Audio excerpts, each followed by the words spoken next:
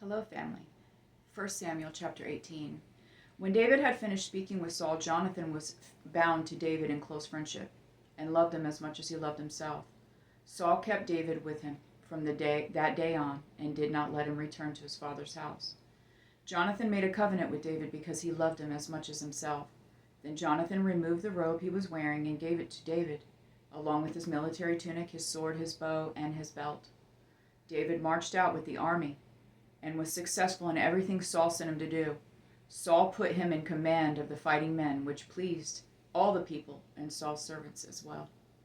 As the troops were coming back, when David was returning from killing the Philistine, the women came out from all the cities of Israel to meet King Saul, singing and dancing with tambourines, with shouts of joy, and with three-stringed instruments. As they danced, the women sang, "Saul has killed his thousands, but David his tens of thousands." Saul was furious and resented the song. "They credited tens of thousands to David," he complained, "but they only credit me with thousands. What more can he have but the kingdom?" So Saul watched David jealously from that day forward. The next day, an evil spirit sent from God came powerfully on Saul, and he began to rave inside the palace. David was playing the lyre as usual, but Saul was holding a spear, and he threw it, thinking, "I'll pin David to the wall." But David got away from him twice. Saul was afraid of David because the Lord was with David, but had left Saul. Therefore Saul sent David away from him and made him commander over 1,000 men. David led the troops and continued to be successful in all his activities because the Lord was with him.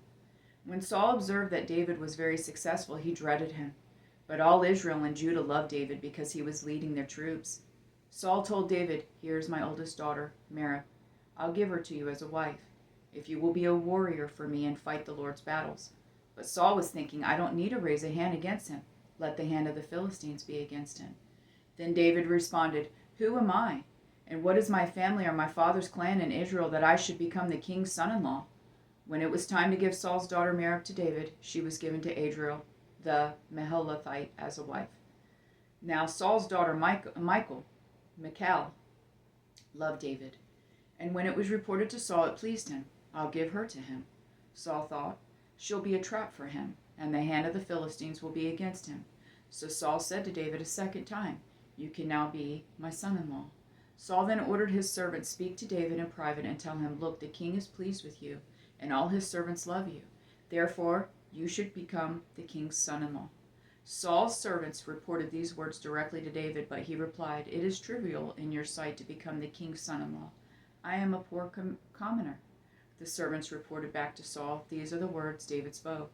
Then Saul replied, "Say this to David, 'The king desires no other bride price except 100 Philistine foreskins to take revenge on his enemies.'"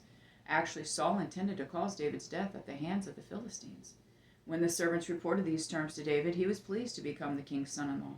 Before the wedding day arrived, David and his men went out and killed 200 Philistines. He brought their foreskins and presented them as a full payment to the king to become his son-in-law. Then Saul gave his daughter Michal to David as his wife. Saul realized that the Lord was with David and that his daughter Michal loved him, and he became even more afraid of David. As a result, Saul was David's enemy from then on. Every time the Philistine commanders came out to fight, David was more successful than all of Saul's officers, so his name became well known. I love you, Jonathan and Jesse.